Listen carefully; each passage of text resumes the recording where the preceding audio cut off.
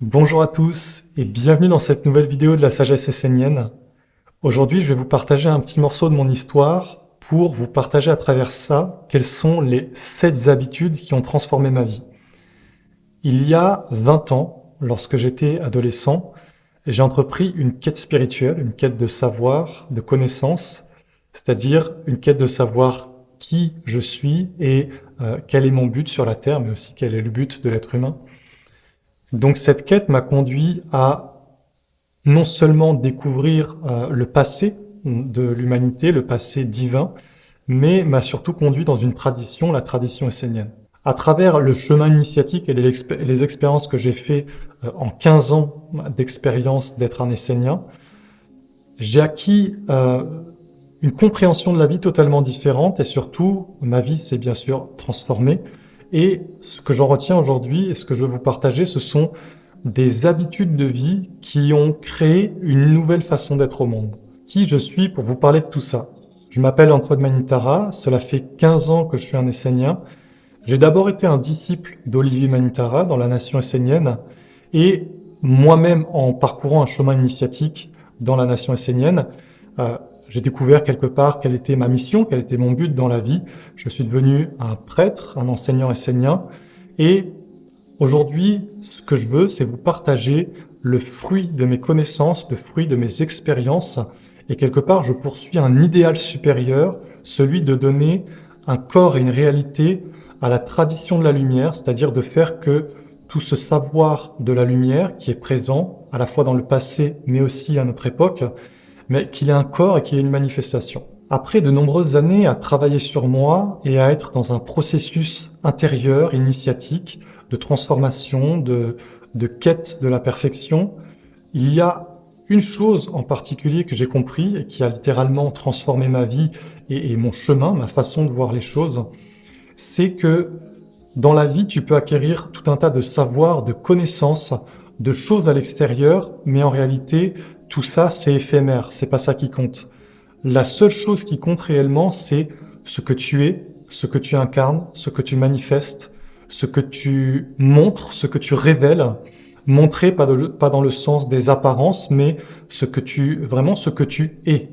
Et il n'y a pas d'autre réalité que ce que tu incarnes et que ce que tu manifestes dans ta pensée, ton cœur, ta volonté, tes actes, ta vie, tes œuvres. Donc, à travers ce chemin, cette chose principale que j'ai compris, c'est que le plus grand pouvoir et la plus grande liberté que l'on a dans notre vie, moi, toi et tout le monde, en fait, on est tous égaux par rapport à ça, c'est une capacité de transformer notre vie, de transformer qui l'on est, de décider pour notre vie, de changer en fait notre comportement, nos attitudes, notre façon d'être au monde et de pouvoir manifester ce que l'on veut être dans notre vie. C'est-à-dire ça inclut notre façon de voir, de penser, de sentir, ce que l'on incarne, ce que l'on manifeste. En réalité, ce que j'ai compris à un certain moment donné, c'est que on est totalement libre dans ce qu'on peut créer et ce qu'on peut être. Il n'y a rien qui nous empêche d'être ce que l'on veut être. Lorsque je préparais cette vidéo, il y a une citation d'Albert Einstein qui m'est venue à l'esprit et que je voulais vous partager parce qu'elle va vraiment bien avec le thème de cette vidéo, qui dit « La folie, c'est de faire toujours la même chose et de s'attendre à un résultat différent ». Vous voyez, sur un chemin intérieur, ce qui est important, c'est le résultat, c'est ce qui se manifeste. Donc, moi, ce que je veux vous partager aujourd'hui, ce sont 7 habitudes de vie qui ont littéralement transformé ma vie et qui ont produit des résultats en termes de transformation, de sérénité, de paix, de bonheur, mais surtout d'accomplissement de mon être authentique, c'est-à-dire du lien que je peux avoir avec mon âme. Et je veux vous partager ces habitudes parce que je pense qu'elles peuvent avoir vraiment un impact positif sur votre vie et qu'elles peuvent vraiment aider de nombreuses personnes, bien sûr si vous les mettez en action concrètement dans votre vie.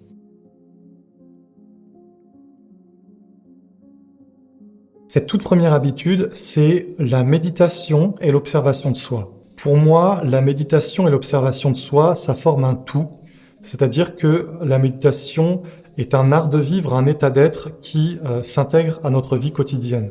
C'est pas juste limité à la méditation assise, à la discipline de la méditation où tu es posé dans l'immobilité, à t'observer, à te détendre et atteindre un état intérieur de calme et de sérénité profonde. La méditation, c'est vraiment un art de vivre dans des mondes de plus en plus subtils, et c'est un art de l'éveil de la conscience, un art de se regarder, de s'observer. C'est pour ça que pour moi, il y a vraiment deux formes de méditation. Il y a d'abord, bien sûr, la discipline où tu t'assois, tu entres dans le silence, dans l'immobilité, et tu cherches à atteindre vraiment un état c'est-à-dire où le corps n'est plus vraiment présent et où tu peux t'élargir, tu peux entrer dans le non-corps et tu peux respirer avec des mondes plus grands. Je vais pas approfondir parce qu'il y aurait plein de choses à dire sur la méditation assise, mais voilà, c'est un peu ça. Après, il y a des techniques, il y a tout un tas d'exercices qui peuvent être faits dans la méditation, mais ce que je dirais surtout, c'est que la méditation est un outil pour avoir plus de contrôle sur soi-même, pour reprendre le contrôle de soi-même.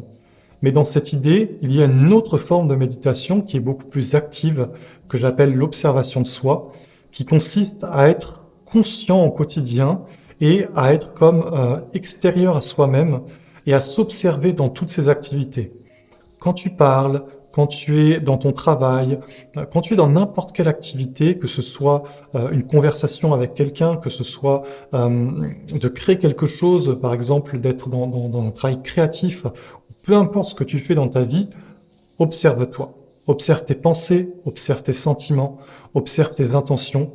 Et en réalité, tu seras dans une forme de méditation beaucoup plus active. C'est-à-dire que tu vas intégrer la méditation à ta vie comme un art de vivre. Moi, ça a littéralement transformé ma vie parce que au lieu de vivre en inconscient, au lieu de me laisser vivre et de me laisser, je dirais, diriger par des influences positives ou négatives, j'ai appris grâce à ça à reprendre le contrôle sur ma vie intérieure et à être de plus en plus décisionnaire de quelles sont mes pensées, quels sont mes sentiments et quels sont mes désirs. J'ai tellement entendu souvent dans ma vie des gens qui disaient « moi je suis comme ça et je ne peux pas changer ». Eh ben, vous voyez, pour moi, dans ma façon de voir les choses, le mot qui décrit cet état d'être s'appelle l'ignorance, l'inconscience et donc l'esclavage. Penser que tu ne peux pas être le maître de toi-même et que tu ne peux pas changer et te transformer, c'est être un esclave. Pas forcément un esclave à l'extérieur, mais un esclave à l'intérieur. Un esclave de tes faiblesses, un esclave de tes défauts. Mais la méditation, justement, elle est un art de se libérer soi-même, un art de s'observer, un art de mettre en lumière les mondes à l'intérieur de soi, et surtout un art de prendre sa vie en main. C'est pour ça que, pour moi, elle est une habitude de vie fondamentale et que intégrer la méditation à sa vie peut être totalement une transformation en fait dans ta vie.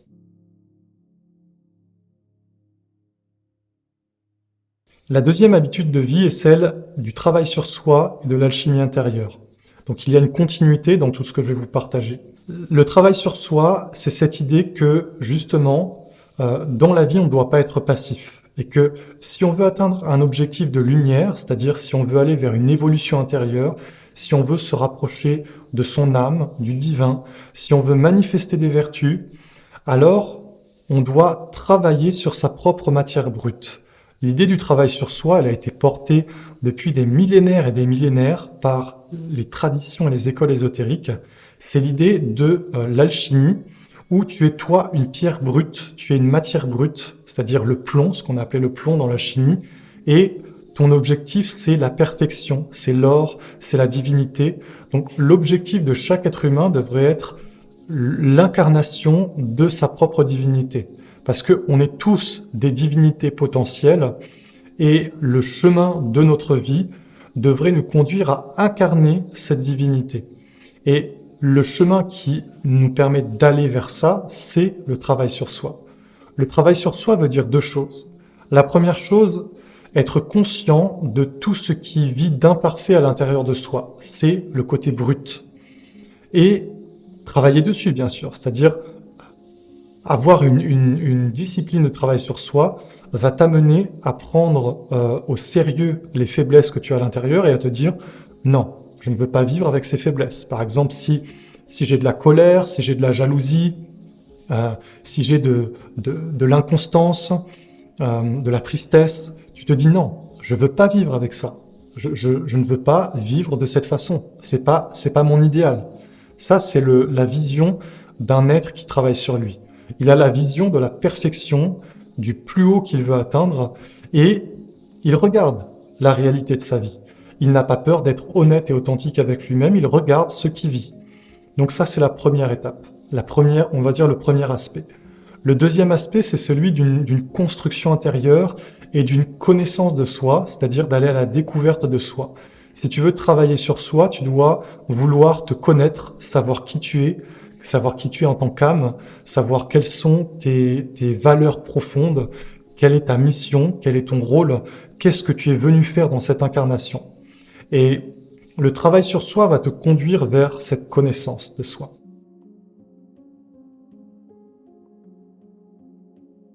La troisième habitude, c'est celle de la parole consciente et de la prière. Parmi tous les pouvoirs créateurs que l'on a, la parole est un des plus puissants et c'est surtout un de ceux qu'on utilise au quotidien le plus sans se douter du pouvoir créateur que l'on a avec la parole. Alors, cette troisième habitude de vie, c'est de redevenir conscient de ta parole et surtout de ce que tu véhicules à travers ta parole. Dans ta parole, il y a tes pensées, il y a tes intentions, il y a tes sentiments, il y a ton énergie, il y a ton âme en réalité. C'est-à-dire l'âme qui est autour de toi à l'heure actuelle. Donc, à travers ta parole, tu es créateur de monde. Et si tu es inconscient, tu peux vraiment te créer une mauvaise destinée.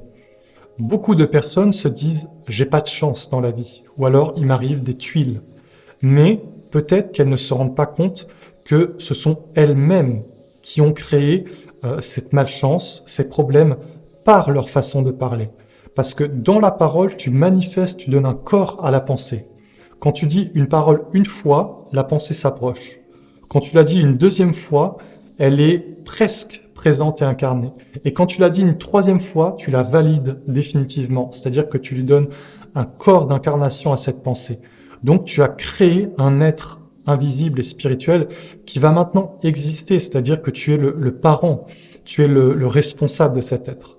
Donc tu es créateur. Alors moi, qu'est-ce que je fais? C'est le plus possible, autant que possible vraiment, j'essaie d'être conscient de ce que je véhicule à travers mes paroles.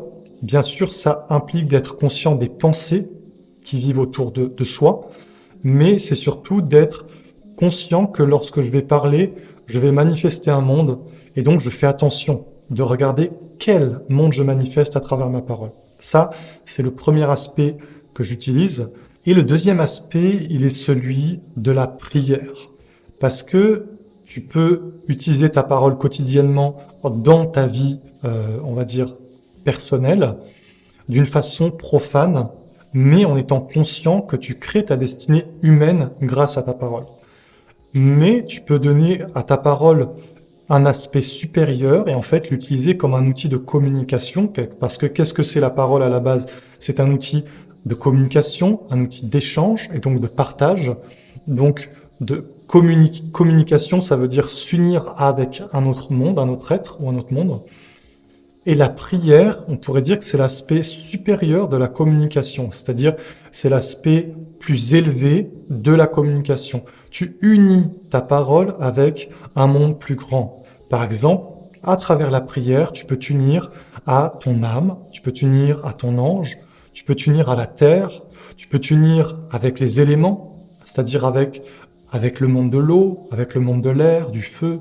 Tu peux t'unir au soleil, tu peux appeler des forces dans ta vie, tu peux appeler des vertus, tu peux en réalité élever ton état d'être et atteindre un état d'embrasement, c'est-à-dire c'est la dévotion, le feu de la dévotion, le feu de l'amour à l'intérieur de toi par la prière. Pour moi, la prière, ça a été dans ma vie quelque chose qui a littéralement transformé ma vie parce que lorsque j'étais plus jeune, quelque part, j'avais des idéaux, mais il me manquait cette flamme de l'enthousiasme et de la dévotion envers ces idéaux, comme si il y avait déjà des idéaux de lumière en moi, mais il manquait le feu.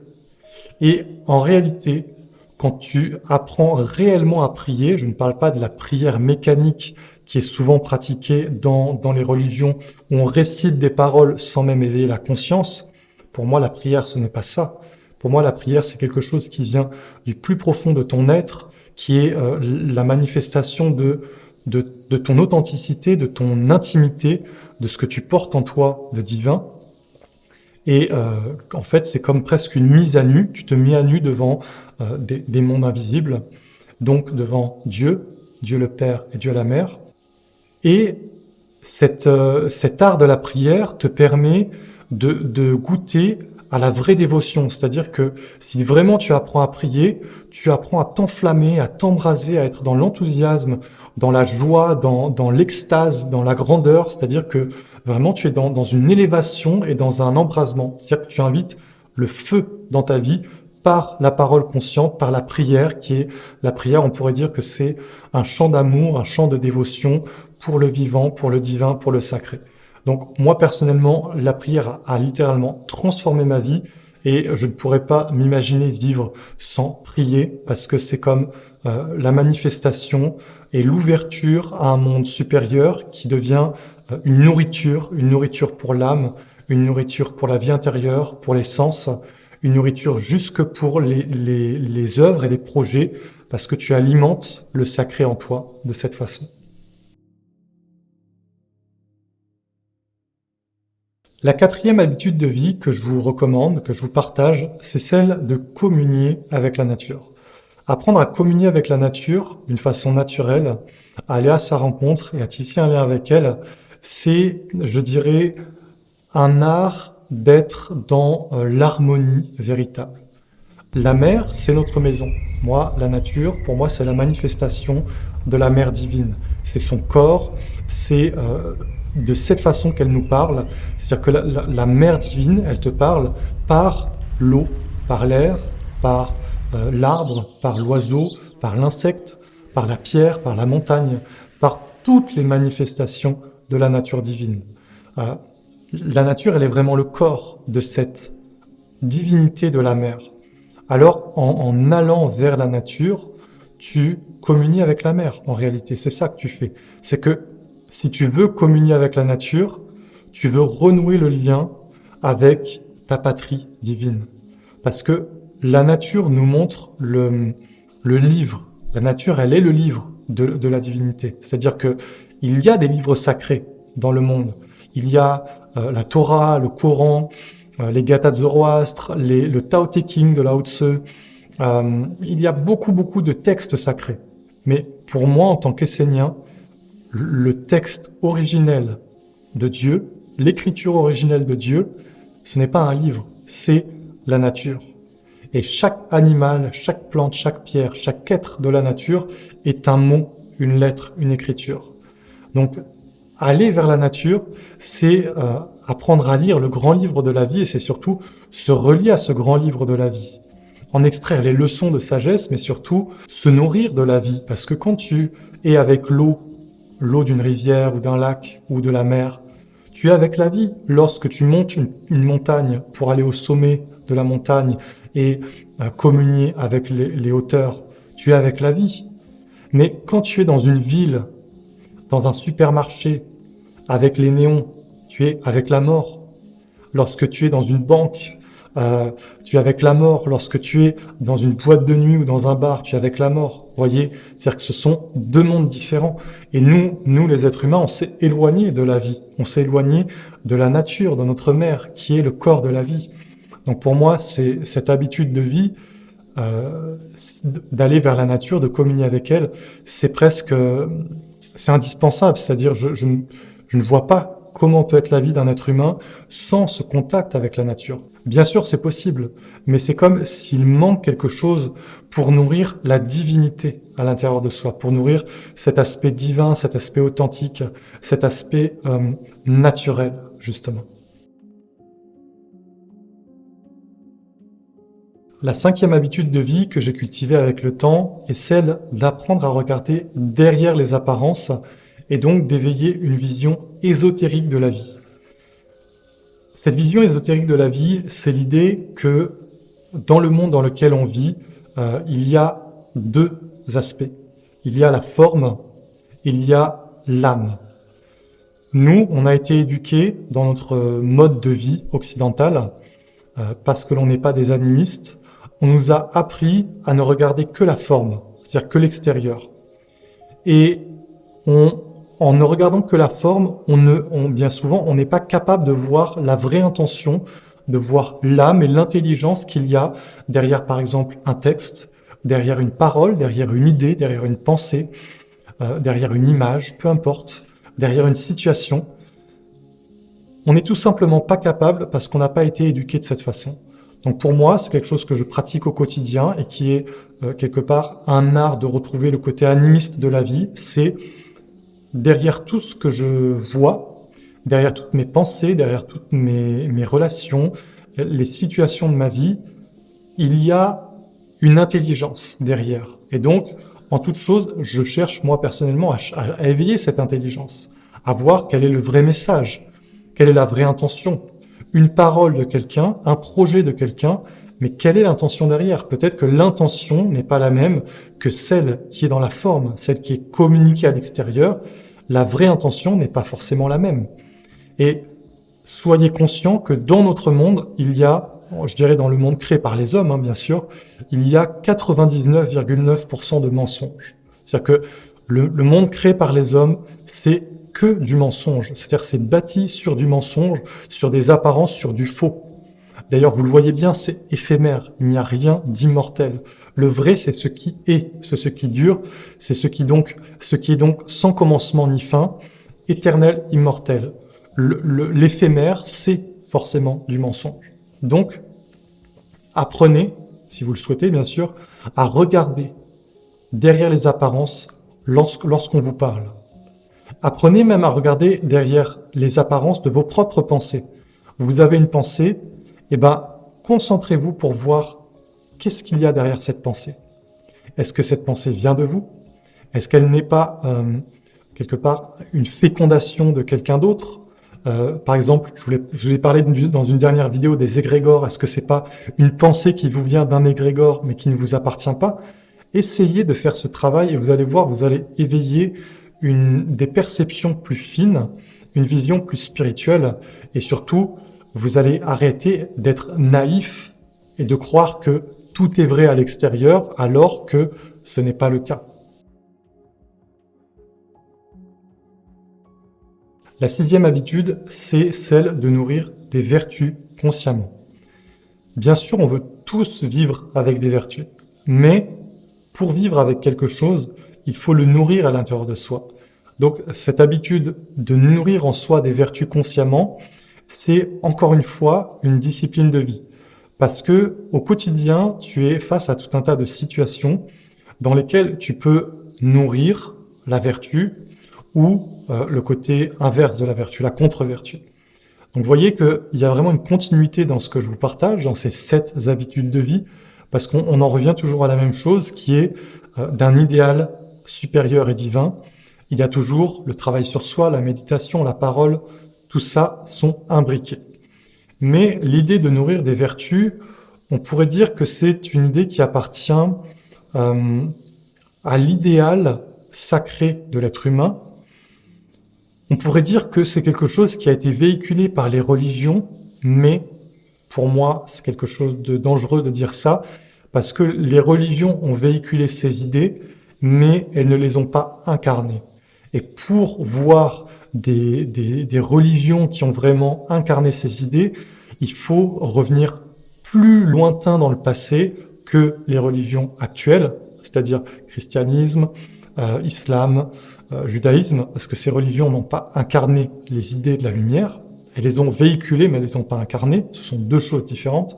Si vous voulez voir des religions qui ont vraiment incarné, regardez chez les Celtes, regardez dans l'Égypte ancienne, regardez peut-être dans la Chine ancienne, mais bon, ce sont des religions, des civilisations auxquelles on n'a plus vraiment accès.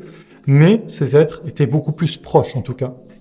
Donc, l'idée de nourrir en soi des vertus est celle de vouloir manifester le côté le plus divin, le plus sacré, le plus pur de ce que l'on est.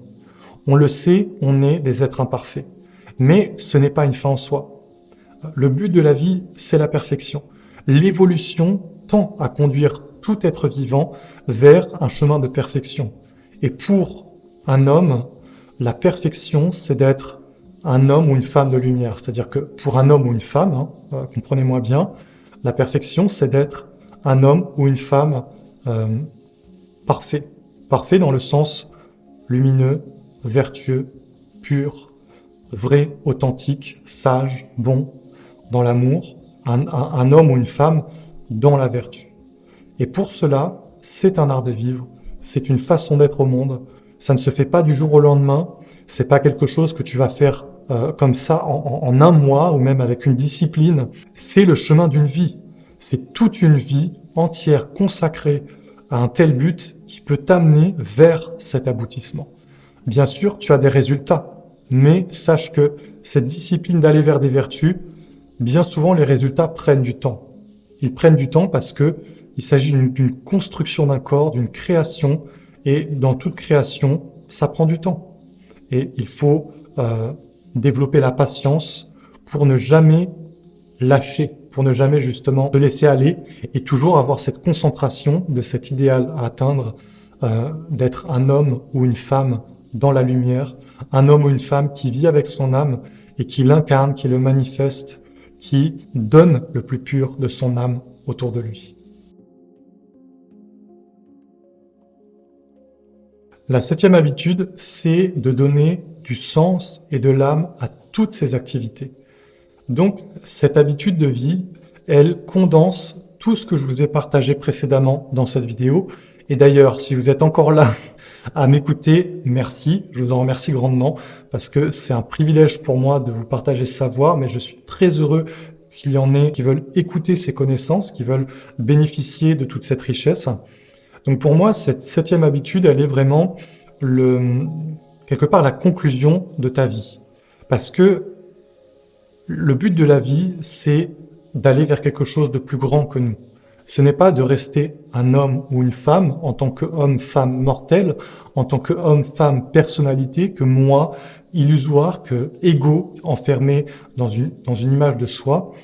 L'objectif, en tout cas pour un Essénien, mais pour nous c'est l'objectif de la vie humaine, c'est d'aller vers ce qui est la divinité en nous. Je vous en ai déjà parlé dans cette vidéo.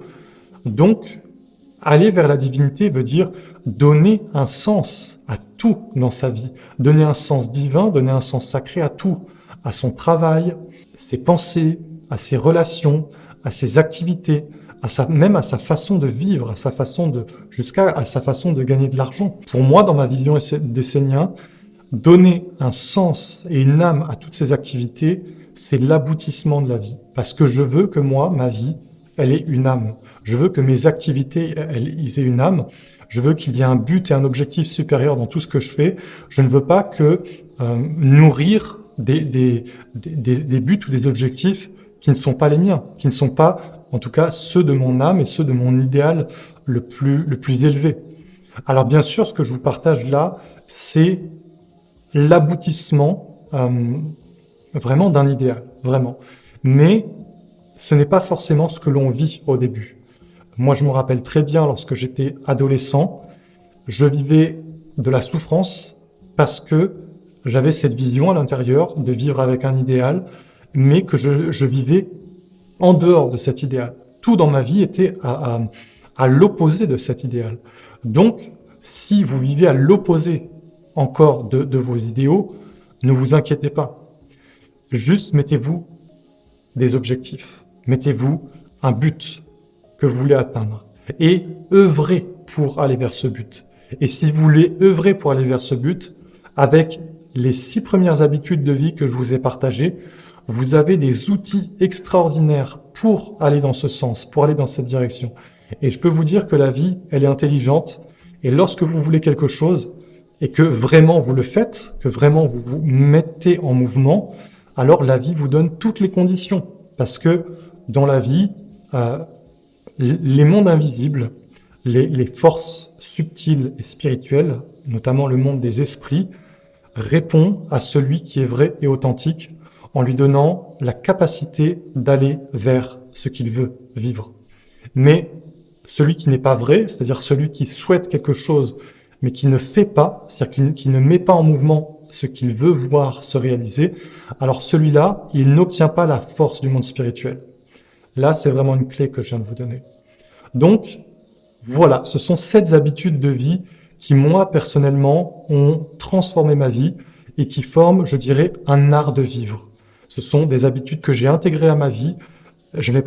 Aujourd'hui, je n'ai pas besoin de faire d'efforts pour avoir ces habitudes dans ma vie. C'est comme une seconde vie, vous voyez, quelque chose de naturel, quelque chose qui s'est intégré à ma vie intérieure. Et je vous conseille vivement, si vous voulez marcher vers un chemin de connaissance et de vie plus grande que le côté mortel, c'est-à-dire sur un chemin sacré, sur un chemin de connaissance, sur un chemin de lumière et de beauté, de considérer votre vie quotidienne comme le meilleur moyen d'atteindre des objectifs divins. Ne vous dites pas que il y a la prière et la vie quotidienne. Non. Il y a une unité. Si tu pries pour la paix, mais que tu agis pour la guerre, si tu pries pour être heureux, mais que tu nourris la tristesse, alors ne t'étonne pas de vivre la tristesse. C'est naturel. Il faut qu'il y ait une intégrité.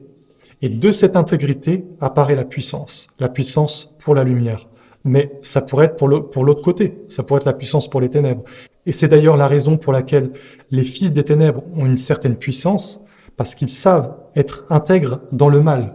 Mais nous, les enfants de la lumière, nous voulons être intègres dans le bien. Et c'est le secret. Être intègre dans le bien, dans ce que l'on veut voir se réaliser, et ainsi, ça se réalise.